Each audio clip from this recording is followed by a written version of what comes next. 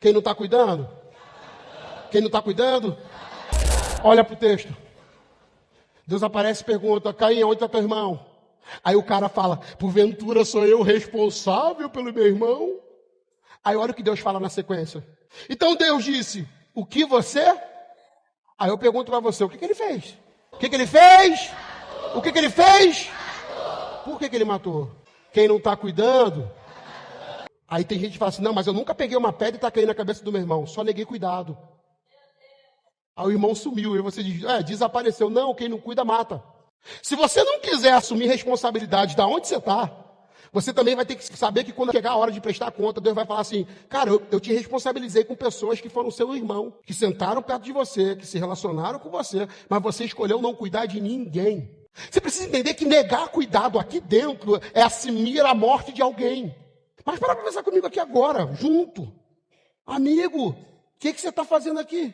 Porque se você é irmão, você precisa se tornar responsável por alguém. Se você está aqui e acha normal só vir para o culto, cantar e ir embora, você é alguém que está acreditando de verdade que Deus é um Deus de resultado e não de relação. Porque quem não cuida, mata mesmo. Vocês estão bem? Sim. Vamos perder tempo não? Pega na mão dessa pessoa que está perto de você. Pastor, eu não gosto desse negócio de pegar na mão. O problema é seu. Quem mandou você vir para a igreja? Estou brincando. Mas pega firme na mão desse irmão. Só não pega se ele estiver com cara de encosto, aí você não pega porque dá azar. Mas se ele estiver com cara de meio salvo, já vale a pena segurar na mão dele. Segura na mão dele rapidinho, mas segura firme. Os profetas estão aqui. Então olha para essa pessoa e avisa para ela. Sacode um pouquinho a mãozinha dela, só para dar uma acordadinha nela e fala para ela assim: quem não está cuidando, está matando. Não, mas fala isso mais firme para ela se ligar na realidade. Fala para ela: quem não está cuidando, está matando. Pergunta para ela: você está cuidando ou matando?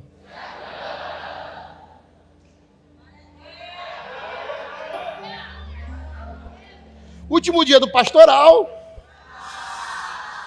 Graças para você é uma tristeza, para mim é uma alegria. Que não tem mensagem para isso tudo. 3 dias, dureza. Mas hoje eu quero conversar. A gente ainda está falando sobre consciência missional. Eu quero continuar o que a gente conversou ontem, seguindo aqui dentro de algumas verdades em Deus para nós. Quem não está cuidando... eu sei que você consegue completar isso mais forte. A vinde é muito viva. Quem não está cuidando... Quem não está cuidando... Você vai falar até o final dessa mensagem 1892 vezes essa palavra. Então, fica esperto. Quem não está cuidando... Quem não está cuidando... Faltam só 4 das 1987 vezes que eu falei que a gente vai falar ela. Eu estava lendo a Bíblia esses dias e eu me deparei com uma revelação do Espírito, mas ao mesmo tempo algo que trouxe para mim significado novo e automaticamente uma profunda preocupação. Eu comecei a ler a Bíblia e comecei a pensar, não sei se você já leu alguma vez a parábola dos 10 talentos, a gente vai ler ela em algum momento aqui também, mas na parábola dos 10 talentos a gente vê Deus com 2 nomenclaturas. No começo da parábola, Deus aparece como pai, certo pai de família, chamou seus servos e distribuiu com eles talentos segundo a sua capacidade, é o que está escrito lá. Ele se ausenta por muito tempo e depois de muito tempo ele volta. E quando ele volta, ele chama seus servos para prestar conta. E agora a Bíblia não chama ele mais de pai de família. A Bíblia agora chama ele de Senhor. Enquanto ele está distribuindo dons e talentos, ele é um pai de família. Porque talento, presente, dom, graça, faz sentido para alguém aqui ou não?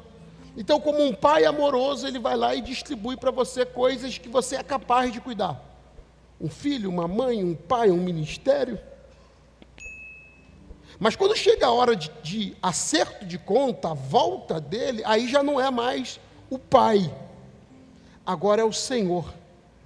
Fala para alguém que está perto de você: Deus dá como pai, mas cobra como Senhor. Nesse tempo doente que a gente está vivendo, que as pessoas acham de verdade, a gente tem muito pais doentes nesse tempo. que cobram como pai e tentam dar como Senhor. Na hora de dar, faz aquele discurso, você vai ver, se tu não cuidar, nunca mais. 10 dias depois já quebrou tudo, aí vem o pai mole. Você quebrou, meu filho. Minha filha, eu te falei para não fazer isso, você machucou mamãe. Não, a nossa referência é bíblica.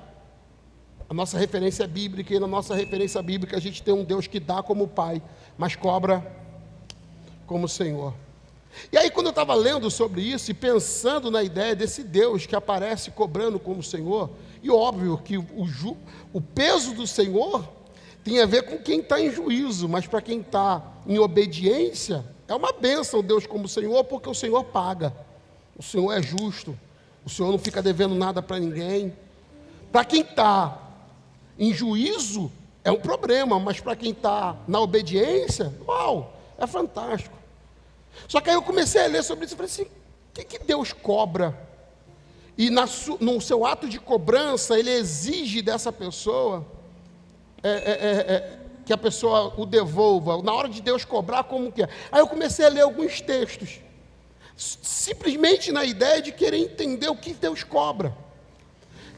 A gente faz parte de uma sociedade capitalista, democrática e capitalista, e dentro dessa cultura nossa de sociedade, uma cultura de pecado, é óbvio, é fora de Deus, mas o melhor sistema que a gente achou foi o democrático e o econômico capitalista. A gente está sempre querendo performance, a gente está sempre querendo, de alguma maneira, provar a partir de resultado. Pastor, por exemplo, é uma raça muito viciada em algumas coisas, uma delas é número. Às vezes eu tenho muita dificuldade com alguns amigos, porque eles, para parar para ouvir alguém, eles querem ouvir alguém que tem resultado. Por isso que as conferências mais visitadas dentro da igreja brasileira não são as conferências de princípios bíblicos. Na sua grande maioria, são conferências de resultado. A gente tem agora em agosto uma conferência chamada Conferência Discípulo. Para quem frequenta a Conferência Discípulo e vai estar nesse 3º ano aqui com a gente, caramba, essa Conferência Discípulo, ela é um milagre, ela existir, e é uma luta todo ano para a gente receber gente de fora. A gente faz isso mais para a gente. Embora venha muita gente de fora, vem muito pouco perto do nível da conferência. E alguém diz, mas por quê? Porque não é uma conferência de modelo, não é uma conferência de método. O cara vem para cá sabendo que a gente não vai ensinar para ele como crescer a igreja, como ganhar gente, como multiplicar, porque todo mundo, eu estou falando de pastor, os caras vão conversar e é muito triste. Às vezes você senta numa reunião de pastores, e aí tem 5 pastores, quando senta lá, fala, fulano é pastor, beltrano é pastor, que legal! E a primeira pergunta que você vai ouvir logo, 10 minutos depois é, quantas pessoas tem na tua igreja? Parece que o número e o resultado estão na cabeça e eles escolhem ouvir resultado. Eu estou falando isso começando para mim, para chegar em você.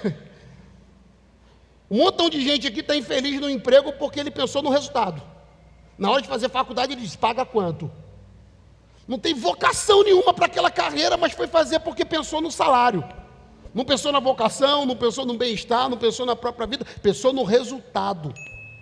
A gente, o tempo todo, a gente está pensando quanto isso paga, qual o resultado que isso dá, o que eu ganho com isso. Essa sempre é a nossa pergunta, porque dentro dessa cultura de pecado impregnada na gente, a gente vive para dar resultado. Quando você pensa em Deus vindo cobrar, você pensa o quê? Eu vou falar de mim quando eu fui ler a Bíblia essa semana. Poxa, Deus na hora de cobrar, Deus vai cobrar o quê? Chuta. Fala alto. Ele vai cobrar o quê? Resultado. Eu fiquei imaginando. Antigamente tinha um hino antigo, muito herege esse hino. Mas era o hino do J. Neto, os antigos vão ficar tristes comigo quando eu falar que esse hino é herege. Mas aí o J. Neto cantava, Miguel o arcanjo regendo o coral. E todos dizendo, lembra disso? Miguel regendo o coral já é heresia 1, mas esse hino é tanta heresia. Mas uma das coisas que ele fala é, o pastor com as suas ovelhas vai chegar. E ele bota lá, e a cena que eu construí na minha cabeça é que quando chegasse o dia de prestar conta, eu não ia chegar com a minha alma não. Eu ia chegar com a minha alma, com a de geral, e falar assim, Senhor, está todo mundo aqui, ó. Fulano não veio porque é Satanás, mas quem era crente, está todo mundo aqui. Porque a gente sempre pensa, e aí Deus ia me cobrar dizendo, rapaz, por que você não encheu aquela igreja? Rapaz, por que você não abriu mais igreja? Rapaz, por que você não deu certo? Por que você não pregou no Maracanã lotado? Porque sempre na cabeça da gente resultado, e boa parte das pessoas que estão frustradas dentro da igreja, estão frustradas porque elas estão com medo de quê? Eu não tenho trabalhado o suficiente para agradar a Deus. Essa tinha que ser a última mensagem do pastoral desse início de ano mesmo. Está todo mundo medindo a sua vida com Deus a partir de uma performance e a partir de um resultado. O que leva a gente? Viver a igreja? Não, fazer a igreja. Me lembra muito quando Deus foi conversar comigo sobre a igreja. Era pandemia, Priscila e eu tinha acabado de perder o nosso bebê, eu estava trancado em casa por 50 dias, não tinha para onde ir, tudo fechado, e aí o Espírito Santo começou a falar comigo, e aí a igreja estava parada, não tinha culto, não tinha crente, não tinha gabinete, não tinha nada, só dava para ficar eu, a minha alma e Jesus. E eu me lembro de Jesus perguntando para mim, Maxwell, você está tendo a oportunidade que outros talvez não vai ter, o mundo nunca mais vai parar, talvez na sua geração, mas parou na sua. E agora você achou um tempo para estar comigo. Eu estava num ativismo terrível ainda, a Demid na época, a Vinde era a Demid ainda, e eu naquele ativismo louco de produzir, de dar resultado, eu adquiri tanta doença, que uma disciplina espiritual chamada celebração, eu não sabia o que ia praticar ela até um dia desse. Eu vencia alguma coisa com a igreja e não celebrava. Quando a gente acabava de conquistar alguma coisa, os irmãos diziam, vamos celebrar. Eu dizia, celebrar não. Não há tempo para perder tempo. Olha a frase. Não há tempo para perder tempo. Vamos embora, que tem muita coisa para fazer. É só o começo. Olha a frase. É só o começo. Esse papo que é só o começo, ninguém parava para nada, porque a ideia era performar e dar resultado. O casamento está indo para o ralo, a vida está indo para o ralo, a saúde está indo para o ralo, mas celebrar para quê? Se não dá tempo para celebrar, porque a gente tem muita coisa para conquistar. Na minha cabeça, resultadista. Essa não é a cabeça do discípulo, essa é a cabeça da multidão. Por isso que quem vem para a igreja buscar o resultado em Deus, fica aqui enquanto der resultado. No dia que não der resultado, troca de igreja. No dia que não der resultado, para de vir à igreja, porque na cabeça dele, ele está esperando resultado. Por isso que a maioria das pessoas nem vive igreja, elas fazem igreja. Então elas trabalham na igreja no fazer a igreja, não no viver. Não tem prazer, não tem relação, não tem celebração, não tem fraternidade, não tem comunhão, só tem, eu quero trabalhar. E na cabeça dele, ele cria a parte mais desgraçada da vida, o quê? Meritocracia. Deus tem que me honrar porque eu fiz para ele, e se eu fiz para ele, ele tem que fazer para mim. Olha o joguinho, olha um Deus barato. Olha o Deus minúsculo que você tem. Você conhece gente que dá dízimo e não aceita ser assaltado morando em Belfor Roxo? O cara mora no Rio de Janeiro e não aceita pegar dengue. Está repreendido pegar dengue. Como é que está repreendido? Todo mundo criando dengue em casa. Eu não aceito que a minha casa encha, moro do lado do rio. E falo, devorador, ele falou, não, foi a água mesmo do lixo que a gente joga no rio e volta. Mas o cara está com tanto mérito na cabeça que ele quer envelhecer sem adoecer, ele quer morar numa sociedade que rouba sem ser roubado. Isso tudo porque na cabeça dele ele construiu a ideia de um Deus de resultado e não de relação. Então a gente está sempre esperando que Deus venha nos trazer resultado para que a gente o sirva com alegria. Nem um amém até agora, eu devo estar falando alguma coisa certa. O silêncio me diz muito. Aí eu fui ler a Bíblia, eu falei, Deus deve ser esse cara, que vai chegar para a gente e vai cobrar. Na pandemia, quando Deus falou comigo, Deus perguntou para mim assim, o que você fez para mim? Aí eu enchi a boca, eu disse, bota um anjo para anotar aí, porque eu vou te falar para o senhor que tudo que eu fiz é muita coisa. Irmãos, eu estou na igreja desde 8 dias de nascido. Eu vou fazer 40 em julho, dia 5 de julho, anota, 5 de julho. Deus está falando contigo agora, 5 de julho é aniversário do pastor. Eu sinto o Pai falando com você. E é Pix, hein? Aí, quase 40 anos nesse negócio. A minha vida é igreja, eu sempre fui da igreja, eu sempre fui crente. Eu sempre amei a Bíblia, eu prego desde 16 para 17 anos. Eu fui um bom aluno de escola dominical, professor de escola dominical, supervisor de escola dominical. Então, quando Deus falou para mim, diz do que você já fez para mim, eu enchi a boca e falei, anota.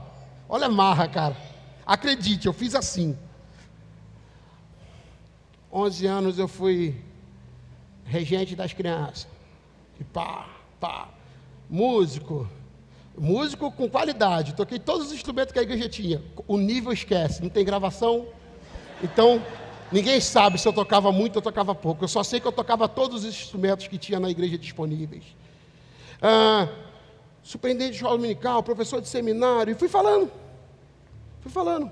Aí aquela escadinha miserável que todo mundo gosta de subir. Auxiliar de trabalho, diácono, evangelista, pastor, tinha que chegar o pastor senhor.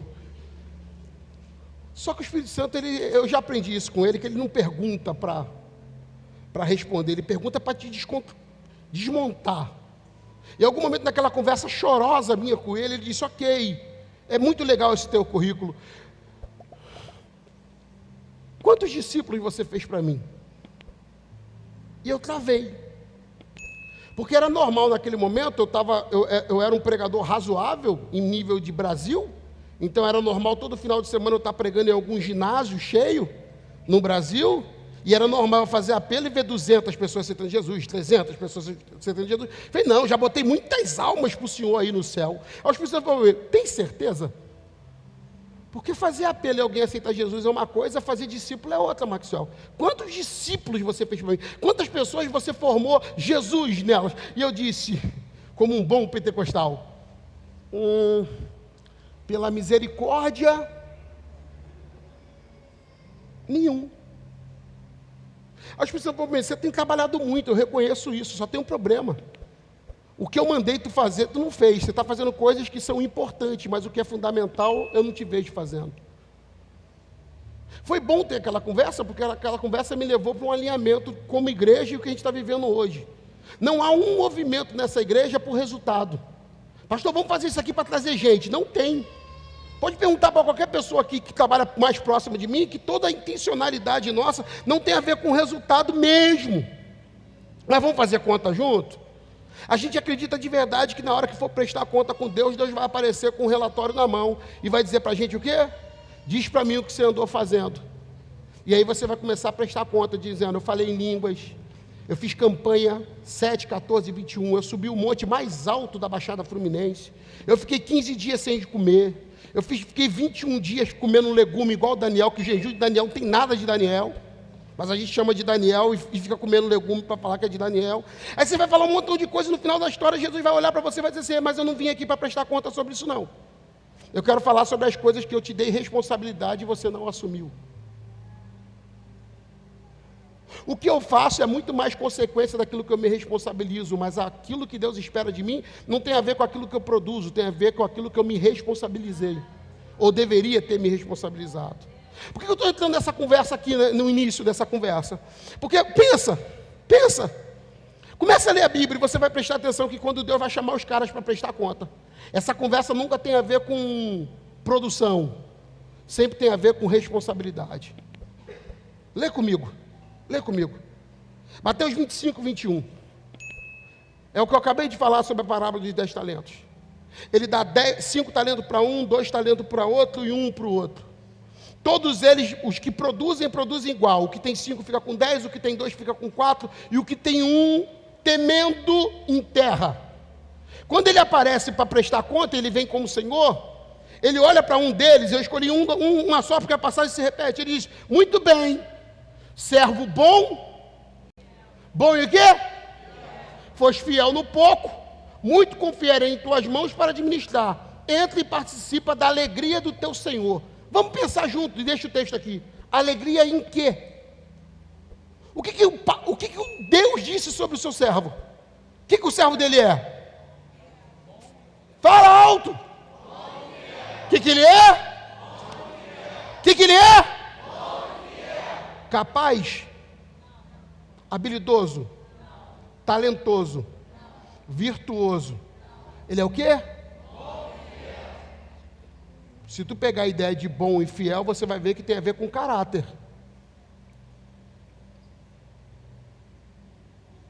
O que esse cara fez para ser chamado de bom? E aonde Deus viu fidelidade nele? Não foi naquilo que ele é capaz, foi naquilo que ele se responsabilizou. estou saindo, você cuida de talentos para mim? Cuido, então toma. Não é o quanto ele tem capacidade de multiplicar, é o quanto ele se responsabiliza por aquilo que foi confiado nele. Volta para o início do texto, por favor. Eu acho que é o 18 aí, 19, deve dar. Vê aí aonde começa esse texto para mim. Volta mais então, vai para o 14. Ou acha, né? O início, quando ele decide sair. Tem que ser rápido. Digo também que o reino será como um senhor, que ao sair de viagem convocou seus servos e confiou-lhes os seus bens. Confie.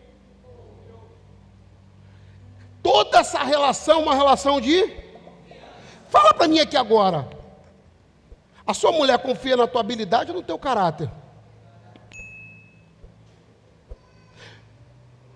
Tem gente que escolhe igreja, mas eu não estou falando para quem escolhe igreja. Deixa eu conversar com quem escolhe pastor.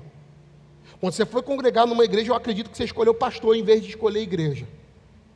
Você escolhe pastor pela habilidade que ele tem de pregar?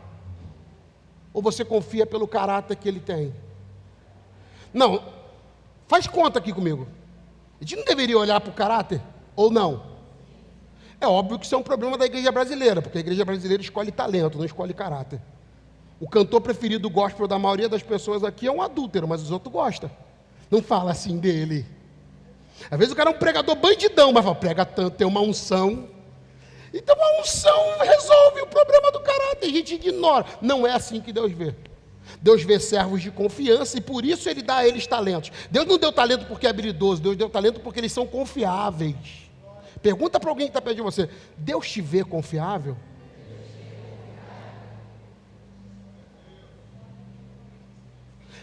Olha que bênção, Deus me deu um filho, eu mereço. Não por habilidade, pode ser uma confiança. Cria essa menina para mim. Cria esse garoto para mim. Junto disso, logo depois, a gente vai ver, versículo 6, bota no versículo 6, desse mesmo capítulo 25, é a parábola das virgens. E aí vai ter um momento de prestação de conta também. Aí nesse momento de prestação de conta, à meia-noite ouviu-se um grito. Eis que veio o noivo, saiu ao seu encontro. 7. Então todas as virgens acordaram e foram preparar suas candeias. 8. As insensatas, eu gosto muito desse texto, chamando elas de insensatas, imprudentes, prudentes, porque você vê a diferença, umas eram responsáveis e as outras eram irresponsáveis. O nome das duas é isso aqui, exatamente isso. 5 são responsáveis, outras 5 são irresponsáveis. Não tem a ver com habilidade. Não tem a ver com quanto é talentoso, não tem a ver com quanto canta, quanto prega, quanto evangeliza, tem a ver com caráter para ser responsável com aquilo que recebeu. Alguém vai dizer para mim assim, não pastor, mas eu queria que Deus me desse o dom, e Deus está dizendo, eu queria que você fosse responsável com o pouco que eu te dei. Você ouviu ali, foste fiel no pouco, sobre o muito te colocarei. O que Deus deposita em mim é sempre maior do que a minha capacidade. O que Deus deposita em mim é sempre maior do que eu posso ser, mas se eu for responsável, Deus me dá capacidade e eu consigo chegar onde Ele quer. Nunca foi sobrou habilidade, por isso prosperei, porque senão seria mérito seu. Deus me dá uma coisa que eu não sou capaz, mas eu me responsabilizo e Ele me abençoa. E no final da história eu falo, ufa, consegui porque fui responsável e não porque sou capaz. Quando alguém canta e diz depois que canta, viu o que eu fiz? Você acabou de achar alguém que é talentoso, mas não é responsável. Porque ele acredita que o talento dele fez, ele não acredita que Deus nele, por ter se responsabilizado, fez. Olha a sequência. Volta para o 8, eu não li o 8. As insensatas recorreram às sábias. Aonde está insensata eu vou botar irresponsáveis. As irresponsáveis recorreram às sábias. Dai-nos um pouco do vosso azeite, porque as nossas candeias estão... Não é questão de azeite aqui, gente. Olha a sequência do versículo. Porém as sábias, e outra versão está responsáveis ou prudentes, responderam, não podemos. Essa resposta de não podemos não é uma resposta de não tem. Porque elas têm. Não podem. Pegou? Não, está comigo ou não? Eu tenho. Eu só não posso. Aonde que você vive isso na vida? Quando você fica maduro, eu estou falando do maduro. O crente imaturo está sempre perguntando para o pastor, pode ou não pode? O maduro não está nessa conversa, o maduro está no outro nível. Convém ou não convém? Olha a diferença. Todas as coisas me são lícitas, mas nem todas. A pergunta que o maduro está fazendo não é se eu posso, a pergunta que ele está fazendo é, me convém? O que elas estão dizendo é, não podemos. O que elas estão dizendo? Eu tenho coisas confiadas em mim, mas a responsabilidade não me permite. Cara, eu casei com Priscila, não se escandaliza comigo. Mas eu duvido que alguém casou aqui melhor do que eu. Duvido mesmo. Caramba, nesses quase 10 anos casado com Priscila, a minha vida com Priscila é a realidade da vida. Altos e baixos, briga, paz. E a gente briga pelas coisas mais loucas de casal. E não é todo dia que eu acordo apaixonado pela Priscila, e não é todo dia que a Priscila acorda apaixonada por mim. Mas todas as coisas que eu tenho a ver com ser fiel a Priscila, e todas as coisas que eu entrego a Priscila, e todo o sacrifício que eu faço para que a Priscila coma o melhor que eu posso dar, vista o melhor que eu posso vestir, e etc., não tem a ver com amor. Mas não tem a ver com amor mesmo. Tem a ver com a responsabilidade de ser um salvo, de ser um homem, e de ter sido o marido dela. Eu não tenho que sentir amor pela Priscila para cuidar dela. Cuidar dela é minha obrigação de homem. Ser fiel a ela é minha obrigação de crente, de homem. Tem a ver com responsabilidade. E tem um montão de gente irresponsável que justifica dizendo, não, mas você não conhece a minha mulher. Eu digo, eu não conheço a tua mulher, mas eu conheço você. E você precisa ser responsável. Você não cria filho porque teu filho é inteligente. Tem gente que recebeu filho inteligente, mas tem gente que tem que admitir. Tem um filhinho burrinho. Não, tem criança que Jesus do céu. Você olha e fala, não, é animadinho, isso aqui vai ganhar no carisma, porque na inteligência não vai. Não, tem criança que 1 mais 1, 4! Tem criança que é sinistro. E não adianta. Não adianta.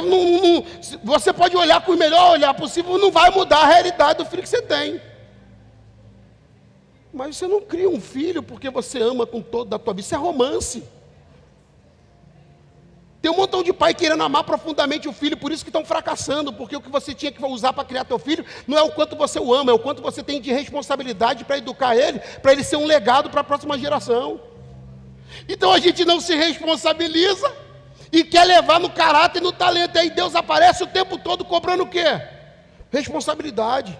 A Bíblia está chamando uma turma de irresponsável e a outra de irresponsável. Uma é prudente e a outra é imprudente. O que fez uma ser prudente e a outra não ser? Enquanto uma anda com falta e ainda tem coragem de pedir emprestado para prejudicar a vida de quem tem o suficiente, a outra é responsável para dizer, eu ando com reserva e não reparto o que não pode ser repartido. Olha para a Bíblia e você vai ver o tempo todo Deus aparecendo e conversando com as pessoas, e a proposta de Deus sempre é, eu vim cobrar o que eu te dei de responsabilidade.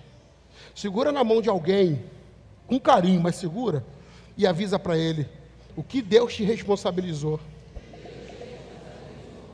Ele vai te cobrar. Fala tudo que Deus te colocou como responsável, mas cedo ou tarde Ele vai querer que você preste conta. Quem não está cuidando está matando. Está comigo? Gênesis 4, versículo 9, é onde eu vou ficar, mas eu quero te mostrar o que aconteceu aqui. Vê se Deus está cobrando ele alguma coisa além de responsabilidade. Deus faz 6 perguntas para Caim, em todo o capítulo 4, 6 perguntas. Mas essas últimas 2 aqui, é de juízo, é de prestação de conta. Olha o texto. Olha o texto. Então o Senhor inquiriu Caim, onde está o seu? Onde está o seu? Onde está o seu? Aí olha o que ele vai dizer. Olha o que ele vai dizer no versículo 8. Por acaso sou responsável por meu irmão? Posso fazer essa pergunta para você aqui agora? Caim é o irmão mais velho. Abel é o irmão mais novo. Caim é responsável pelo seu irmão? Sim ou não? Por que ele está fazendo essa pergunta idiota para Deus? Você imagina Deus cobrando de alguém que não tem responsabilidade? Por que Deus está perguntando, Abel, Caim, me diz onde está Abel, para Caim? Deus só está perguntando para Caim porque Deus entende que quem deve prestar conta sobre o irmão é o irmão. Você acha de verdade que quando chegar a hora de Deus cobrar alguma coisa, Deus vai cobrar a conta de mim, de você que senta aí? Não, eu preciso cuidar de quem é meu próximo.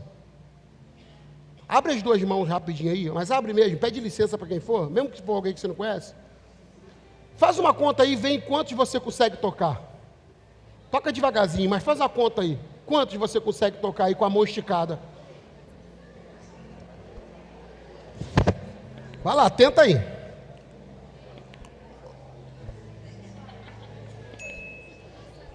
Abriu bem mesmo?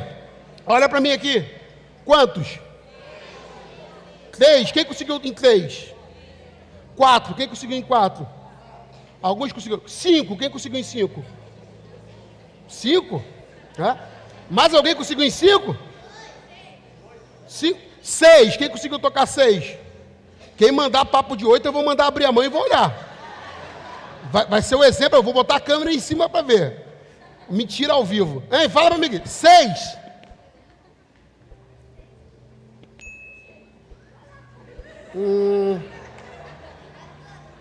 Tirando os adolescentes que tem uma... Não sei o que eles fizeram, puxaram, se abraçaram, não sei. A maioria aqui parou no 5, no 4. Sim ou não? Próximo é o meu próximo. E eu preciso dar conta do meu? Você já viu gente dizendo assim, poxa, entrei na igreja e saí e ninguém me viu? Não, te viram. Só que não se responsabilizaram por você. Quem vai sentir falta primeiro de você? Quem senta do teu lado ou eu que estou aqui em cima? Oi? Quem deveria se responsabilizar por você? Por que você não faz isso então? Porque você frequenta a igreja e diz, mas eu não sou pastor. Que bom, porque Deus não está cobrando do pastor, Deus está cobrando do irmão.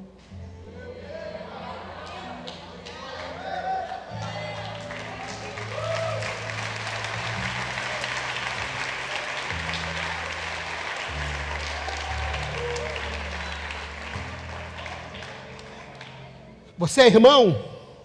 Sim ou não? Sim. Então você tem a obrigação de cuidar do teu irmão. O mínimo que você pode fazer é delatar ele para o pastor. Pastor, fulano sumiu. O mínimo que você podia fazer, tem uma pessoa que sempre senta aqui. Agora, pessoa não, você tinha que dar o nome, porque quem senta perto é você. E se alguém senta perto de você há 5 domingos, você não sabe o nome ainda, mal educado ambos. Que nem perguntar o nome do irmão, você comentou. Mas quando chegar na rua, tu vai dizer o quê? Oi, irmão. Conhece? Conheço. Qual o nome? É o irmão. Quem não está cuidando? Quem não está cuidando? Olha para o texto. Deus aparece e pergunta, Caim, onde está teu irmão? Aí o cara fala, porventura sou eu responsável pelo meu irmão? Aí olha o que Deus fala na sequência. 9, 10.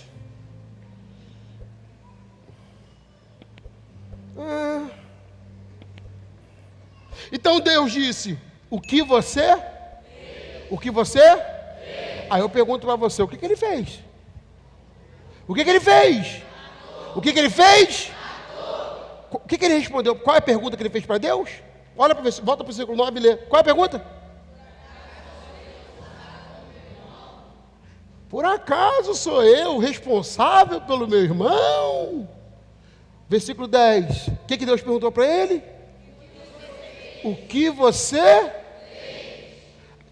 Responde para mim o que ele fez. O que ele fez? O que ele fez? Por que ele matou? Por que ele matou? Quem não está cuidando? Quem não está cuidando? Quem não está cuidando? Aí tem gente que fala assim, não, mas eu nunca peguei uma pedra e taquei na cabeça do meu irmão, só neguei cuidado. Aí o irmão sumiu, e você diz, desapareceu. Não, quem não cuida, mata. Se você não quiser essa noite assumir responsabilidade de onde você está, você também vai ter que saber que quando a gente chegar a hora de prestar conta, Deus vai falar assim, cara, eu te responsabilizei com pessoas que foram seu irmão, que sentaram perto de você, que se relacionaram com você, mas você escolheu não cuidar de ninguém. Você precisa entender que negar cuidado aqui dentro é assumir a morte de alguém. Faz conta aqui rapidinho. Eu sei que o número aqui deve ser muito alto, porque a maioria das pessoas em 10 anos, se bobear, já foram de 4, 5 igrejas. Teve um irmão aqui, a última vez que eu fiz, que ele estava na 8ª igreja em 10 anos. Eu acho que ele está disputando algum título. 8 igrejas, mano. E já foi para a 9ª, porque não está mais aqui. Então, 9. 9. É óbvio que eu não tenho esperança em alguém que teve 8 igrejas, está na 8ª na minha, de ficar aqui. Eu já esperava que teria 9. Mas para pensar comigo aqui agora, junto. Amigo, o que você está fazendo aqui? Porque se você é irmão, você precisa se tornar responsável por alguém. Porque quem não cuida, mata mesmo. Eu tenho 39 anos, eu não sei a tua idade. Mas você concorda comigo que a gente se relaciona melhor com gente da nossa faixa etária? Sim ou não? Que a gente se conecta melhor com gente da nossa faixa etária? Então, Kaique, quantos anos você tem, Kaique? 10. Se você não cuidar de quem tem 10 anos, a culpa é tua, não é minha. Não olha assim para mim, não. Quem tem que cuidar de quem tem 10 anos é você.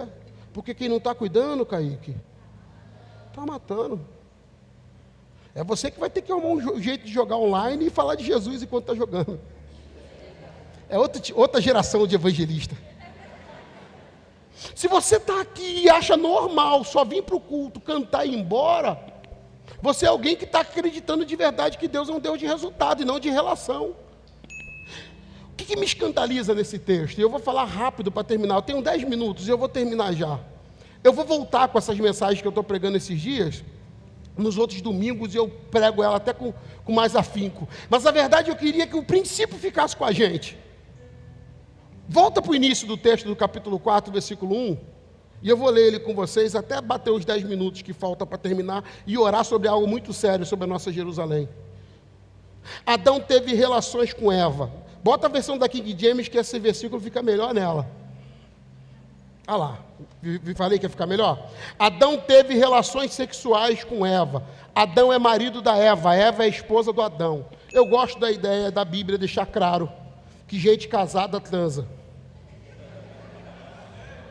Não é para rir, é para chorar. Eu vou fazer uma campanha aqui com os homens, dizendo, transa com a tua mulher, irmão. Estou falando sério. Porque parece que tem um demônio que atua antes e depois do casamento. Antes do casamento, para ficar no pecado e colher o resto de uma vida de consequência. Porque quando eu falo com alguém que... E por isso que eu estou dizendo que Adão é marido da Eva, e foi Deus que fez o casamento dos dois. Porque Deus entendia que o casamento, o sexo era para gente casada, mas gente casada tinha que ter sexo. E quando eu falo isso, é questão muito simples. Alguém vai dizer, caramba, pastor, tem muita criança aqui, nada que teu filho não está exposto pelo seu smartphone que você deu para ele desde os 4 anos. Então, se você quer preservar teu filho, você tinha que ser um pai com educação melhor. E com todo respeito, a Bíblia não vai machucar ele não, pelo contrário, vai dar para ele a cura que você não está dando. Agora, voltando para cá,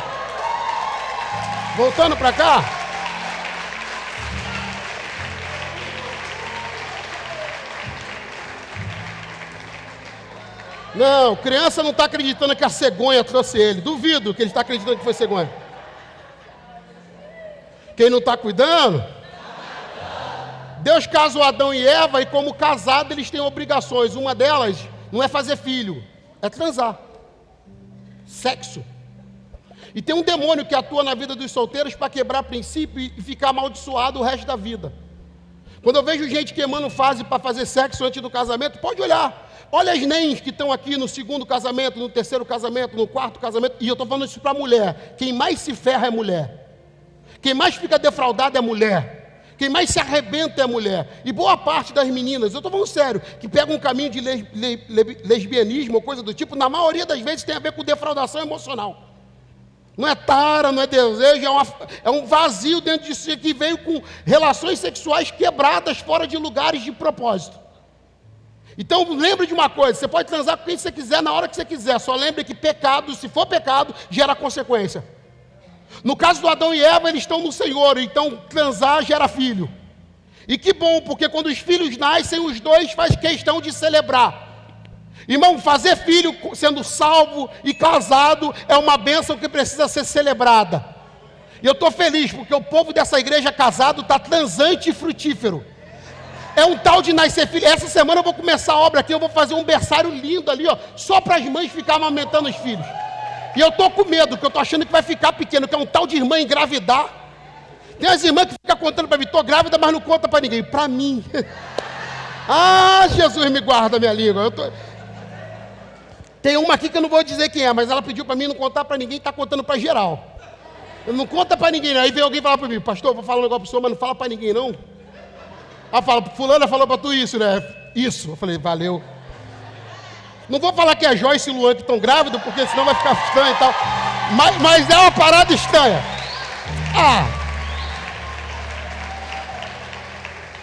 Mas tem mais gente grávida aí, eu tenho mais uma que eu esqueci quem é. Quem? Tem mais uma, teve mais uma que... não, essa eu não posso falar ainda.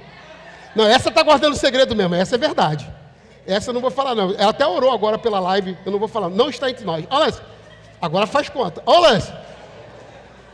Tu vai olhar isso aqui, tu vai perceber que é o seguinte, amigo, é uma guerra mesmo, porque se tem uma coisa que une casais é sexo. E é um pecado e uma porta aberta você ser casado e não de verdade ser ativado numa vida sexual profunda, bíblica, prazerosa, em Deus. E o primeiro check-up vai vir, eu não vou falar muito, porque eu vou falar sobre sexo e eu que vou falar. O primeiro check-up do ano vai ser sobre isso aqui. Mas dá uma olhada. Quando eles geram os filhos, eles celebram, porque gerar filho no Senhor é um motivo de celebração. Para de falar, não, eu tenho medo de como eu vou sustentar meus filhos. Não precisa ter medo não, até porque você nem se sustenta. Você está vestido porque Deus te vestiu, você come porque Deus te deu comida. Você tem casa porque Deus deu. E se Deus mandar filho para um casal em Deus, em família, Ele vai sustentar também. O cara fica esperando para fazer filho, quando o filho nasce já é vovô do filho. Meu Deus, filho dá trabalho. Como é que corre atrás do filho? Eu estou orando. Como é que corre atrás? O primeiro que nasceu foi Caim. Está vendo ali? Caim. E ela diz assim, com a ajuda do Senhor eu tive um filho. Ela não diz, eu e meu marido mandamos brasa e fizemos um filho. Não, Deus ajudou a gente, agora nasceu um filho e é homem. Versículo 2. Voltou a engravidar e desta vez ele nasceu Abel, irmão de Caim. Abel tornou-se pastor de ovelhas e Caim,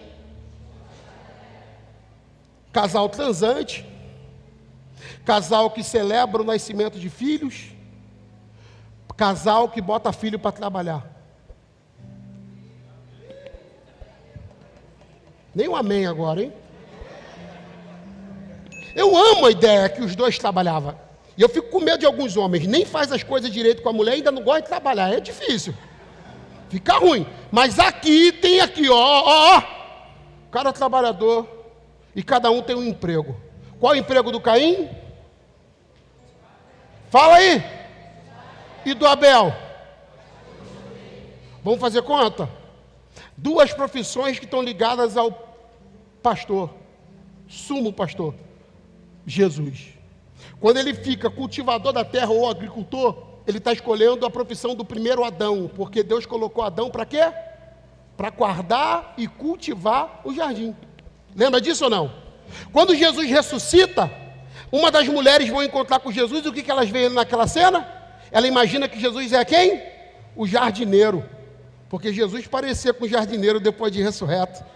Se o primeiro Adão errou em cultivar, o segundo Adão fez o serviço completo, ressuscitou, e agora ela vê um jardineiro fiel. Agora aqui não, aqui ela olha, o Abel não vai ser como o pai dele é, mas ele vai ser um tipo de Jesus, porque ele vai escolher a profissão do segundo Adão. E o segundo Adão era o quê? Pastor. Disse Jesus, eu sou o bom pastor. E curiosamente Jesus dá um spoiler, diz, eu sou o bom pastor, e o bom pastor dá vida pelas suas. Lembra disso ou não? Só que o primeiro pastor da Bíblia foi sacrificado. O primeiro pastor da Bíblia foi morto. Você que sonha em ser pastor. Se tem uma coisa que está ligada à vida do pastor, é morte. Pastor nasce para morrer. E eu quero chamado pastoral. Morra então.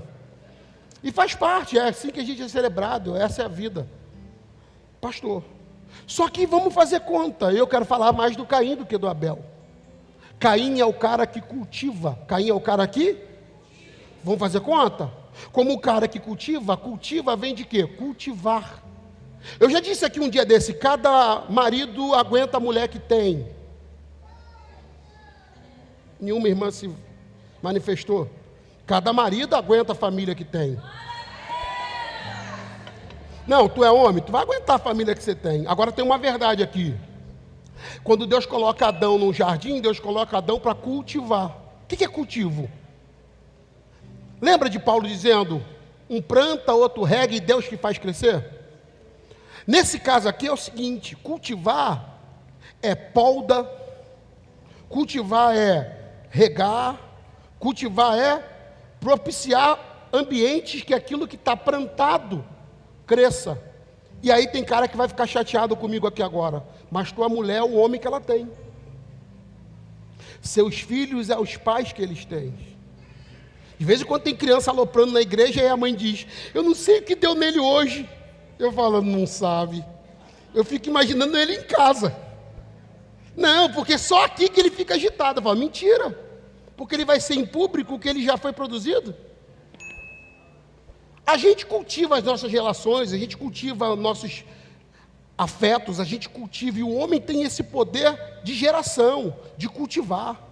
Então você cultiva, pode olhar que tem um montão de menina que não é feliz porque o maldito da boca, a maldição da boca do pai foi ouvida.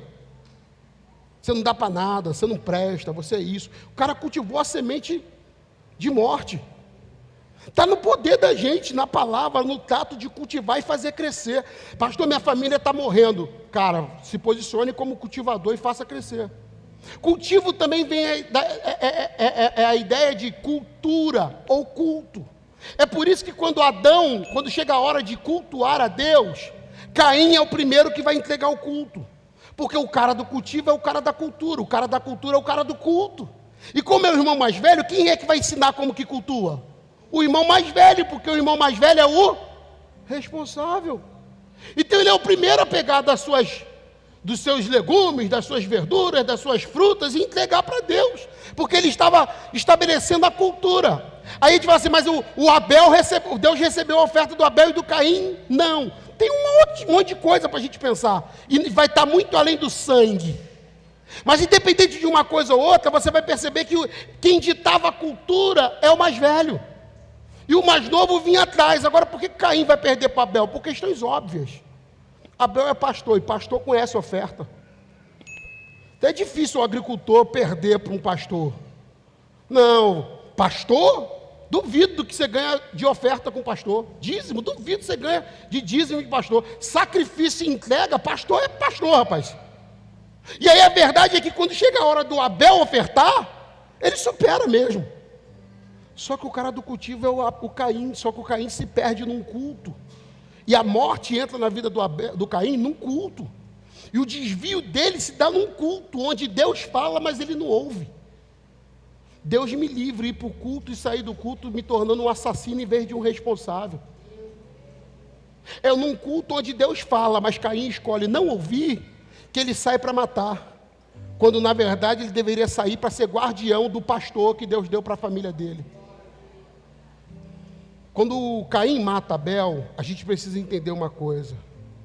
Ele nega o seu propósito de responsável, ele mata o irmão, ele quebra a sua vocação de responsabilidade, mas o principal, e é em cima do que eu quero orar, ele mata o pastor da casa dele.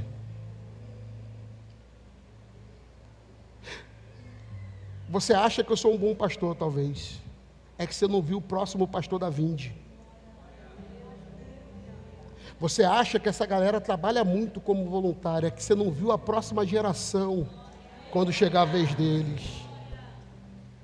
E a gente tem que quebrar o orgulho com sinceridade e entender que a gente está plantando para que outro colhe e faça melhor. E em vez de eu matá-los, eu vou ser responsável e vou guardar os pastores. Porque quando esses pastores crescerem, um avivamento vai acontecer. Só que quem não está cuidando, eu já disse aqui que fartura é um teste. E guarda uma coisa para você. Você vai ver na Bíblia sempre alguns irmãos matando irmãos. O pior é que os irmãos sempre escolhem matar o que eles mais precisam. Caim matou o pastor. Lembra quando os irmãos do José decidiram matar o irmão? Lembram ou não lembram? Quem é José na casa do pai? Quem é José na casa do pai? Não. Lembra da história? O que José faz que o pai fazia?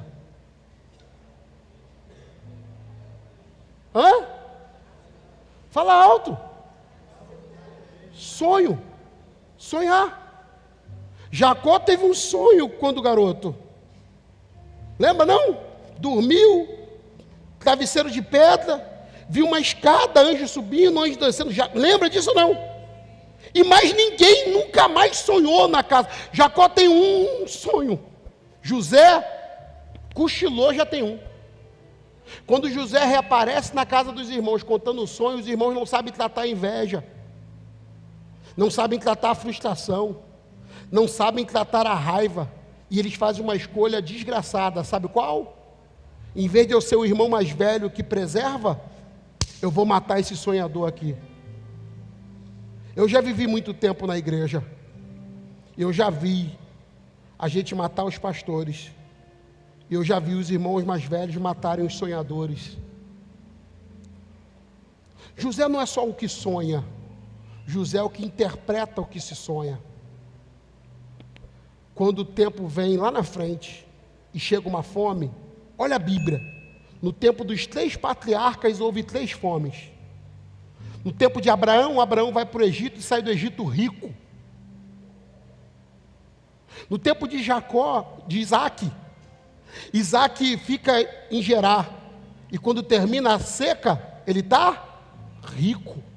No tempo do Jacó, eles terminam escravos, porque vai a família toda para o Egito e se torna escravo de Faraó.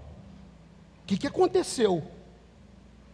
O que aconteceu se no tempo da fome de Abraão eles ficaram ricos, no tempo da fome de Isaac eles ficaram ricos, mas no tempo da fome de Jacó, escravos? Matou quem não podia ser morto. Em vez de ser responsável em preservar a vida de quem vai levar a gente para a próxima estação, eles escolheram matar. E quando chegou a fome, o José está guardado no Egito. O faraó diz: é meu governador. Quem ficou rico? Faraó e o Egito. E Jacó? Escravo. Tem um montão de coisa na vida da gente que você precisa entender que tem muita... A gente faz campanha para prosperar, quando na verdade a única coisa que a gente podia fazer é se tornar responsável por aquilo que Deus confiou para a gente e assim prosperar. Você não é responsável pelo teu marido e quer ser responsável em coisas na igreja. Você não é responsável pelos teus filhos e quer ser responsável em coisas da igreja. Você não é responsável pela tua mulher, meu brother, e quer ser responsável com coisas da igreja. E Deus está dizendo: não, vai cuidar, vai preservar. Você nunca leu que aquele que não governa a sua casa não venha governar na igreja? Não é Deus barrando o cara para cá, é Deus trazendo o cara para cá responsável. Até porque quem não está cuidando...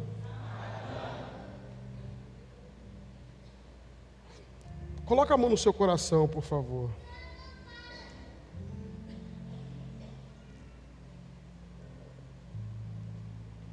Você está com a folha da sua Jerusalém aí? Trouxe ela?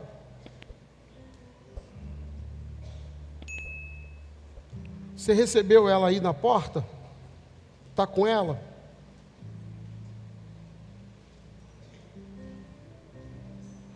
Completou aí, botou os nomes aí?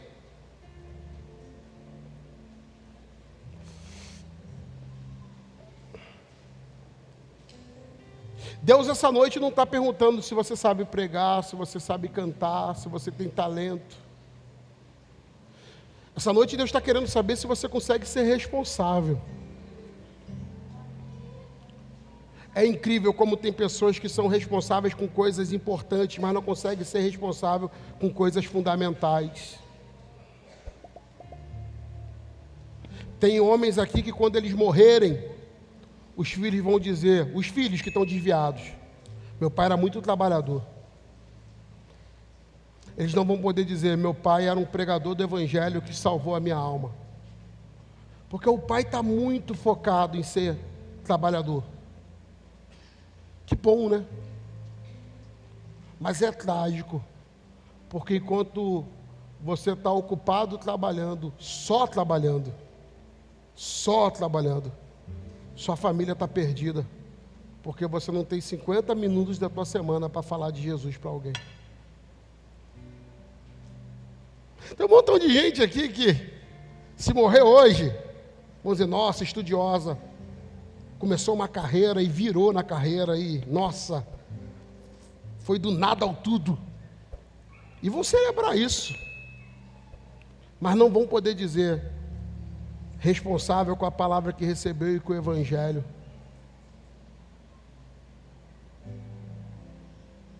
Tomara que quando chegar o dia do meu sepultamento, se tiver um, eu possa ser lembrado pelo Jesus que eu apresentei a alguém, formei alguém e me responsabilizei, do que pelo jeito que eu fiz alguma coisa talentosa. Esses dias Deus está chamando a gente à responsabilidade. Eu quero, há um ano quase, acho que não chega a um ano não, depois que eu fiz uma transição pessoal sobre discipulado, eu comecei a trazer algumas pessoas mais perto de mim. Eu não trouxe ninguém talentoso em si. Isso bugou a cabeça de muita gente que frequenta a igreja há mais tempo comigo, porque dizia, por que eu não estou lá? Porque uma das coisas que eu fui medindo na época é o quanto essa pessoa tinha capacidade de se responsabilizar. Tem gente aqui, anota o que eu estou falando contigo aqui, de verdade. Você não consegue ficar sem faltar um culto de domingo numa igreja que só tem culto domingo. Você não consegue ser responsável por um culto. E aí esse cara vai dizer assim, pastor, larga tudo e vem ficar comigo. Eu falo, não, é muita irresponsabilidade eu parar tudo que eu estou fazendo para gastar o tempo e energia que eu não tenho para ficar junto de alguém que não se responsabiliza por nada que ouviu de Deus. Tem gente que ouve Deus numa mensagem de domingo, e a mensagem de domingo é um alerta para a alma dele. Na segunda ele está encharcado no pecado. E ele diz, se o Senhor me ama, para e vem ficar comigo. Eu falo, eu te amo tanto que eu tenho coisa melhor para fazer. E não vem falar para mim que eu tenho que gastar meu azeite com você não, porque eu já aprendi com as virgens. Não podemos. Pastor, vai gastar com quem? Vai gastar com quem está responsável. Vai gastar com quem escolheu ser constante. Vai gastar com quem escolheu amar Jesus, e não é sentimento, entende? É responsabilidade. Esse cara olhou e disse, eu botei a mão no arado e eu não posso tirar mais. Agora uma ideia que eu vou te dar. Se você não se tornar responsável, você vai ser essa pessoa que daqui a 10 anos já foi para 9 igrejas. E vai de igreja em igreja, porque igreja nenhuma presta, quando na verdade é você que não presta. E eu falo isso, na verdade, no amor. Então pode olhar, o que você tem para entregar aqui para essa igreja? Não, eu canto, eu não estou precisando de gente que canta. Eu toco, eu também não preciso. Eu vou ser muito sério, eu falo isso para a galera do louvor aqui. Se eu dependesse de mim, eu faço ameaça de vez em quando para eles. Eu falo, rapaz, qualquer dia eu vou chegar na igreja e vou falar com os irmãos, o pessoal da Vinde gosta de adorar. Eu vou vir cantando, não a Deus, não a Deus, não a Deus, oh, não a Deus tão grande. Não toca não estou precisando de músico, eu não preciso de músico. Como Eu garanto, pega na mão, bota a mão na garganta, daqui a pouco já tem alguém marchando. Não precisa de músico. Se eu tiver gente responsável em cultuar, o culto é uma bênção. A gente não precisa de pregador, a gente pega uma criança dessa e prega, acredite, vai dar certo. E aí, às vezes, você chega para a igreja e tudo que você tem para oferecer para Deus é um talento. E Deus está dizendo, não, meu filho, eu não estou precisando do teu talento, eu estou precisando da tua responsabilidade. Eu não estou precisando do teu dom amarrado aqui, eu estou precisando do teu caráter disponível para me servir. Não, o teu talento a gente usa quando der. Mas o teu caráter vai ser revelado pelas coisas que você se responsabiliza e continua responsável. Levanta a sua Jerusalém aí que está contigo. Só isso. Quem já fez a Jerusalém sabe qual é, levanta a mão. Tem gente que já está em grupo de vida, está ligado, faz assim com a mão para a gente saber que a gente vai orar sobre isso. Mas você que trouxe a tua Jerusalém, se você não tem e quer, é uma folha para você colocar nome de 4 pessoas, olha lá, tem gente ali, ó, com a folha, é só tu balançar a mão que alguém vai te dar. Se você não tem, se você já frequenta grupo de vida e já fez, não precisa. Mas se você nunca participou de grupo de vida, não faz ideia do que se trate, faz com a mão que eles vão te dar aí folha para você poder usar. Não vai dar tempo de tu escrever agora, mas eu queria que você tivesse uma visão do que a gente está fazendo e vai fazer a partir de agora. Nós estamos como igreja nos responsabilizando. Atos 1, Jesus vai falar com os seus discípulos algo poderoso. Ele vai dizer assim, vocês vão receber a virtude do Espírito Santo que há de vir sobre vocês. E quando a virtude do Espírito Santo vier sobre vocês, vocês vão ser o que para mim? Pregadores. Pregadores, cantores, dirigentes de oração, reveladores, músicos, ministro de louvor, pastor presidente, o quê? Testemunhas. Vou ficar com a Bíblia, hein? É 1:8, se eu não me engano.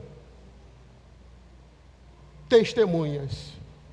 Aí ele começa a dizer assim, tanto, esse tanto é poderoso, porque ele tem certeza que quem começar em Jerusalém vai chegar nos confins da terra. Mas eu acho lindo que em vez de ter uma visão megalomaníaca, ele diz, não, começa em Jerusalém. Começa se responsabilizando por quem mora na tua casa e não é salvo.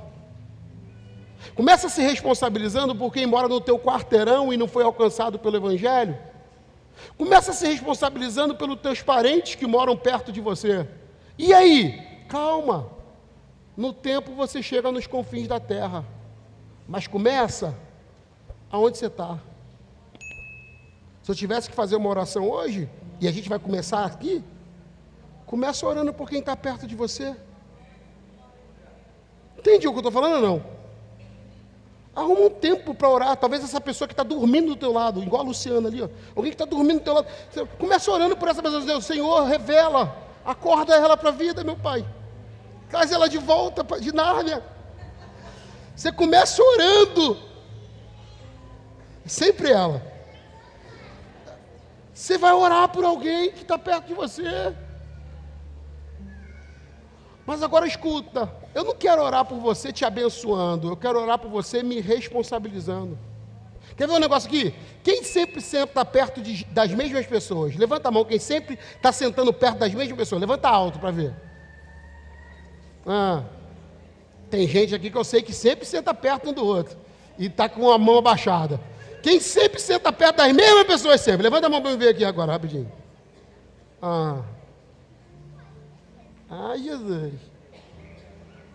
É? Começa por essas pessoas. Se torna responsável por essas pessoas. Não abra mão que essa pessoa... Não exige que essa pessoa não abra mão de estar junto contigo, sendo corpo na igreja. Não abra mão de cear sem ver ela sentada do teu lado. Não abra mão de vir domingo e não ver ela do teu lado. Não abra mão de caminhar sem ver ela. E pede ajuda com quem você puder para fazer ela se desenvolver na fé. Vai para o mesmo grupo de vida que ela frequentar. Ora para que essa pessoa seja um semeador da paz junto com você. E quando você for agora fazer casa de paz, ela vai junto contigo. E que já as pessoas olhem para vocês e digam, caramba, que pessoas responsáveis.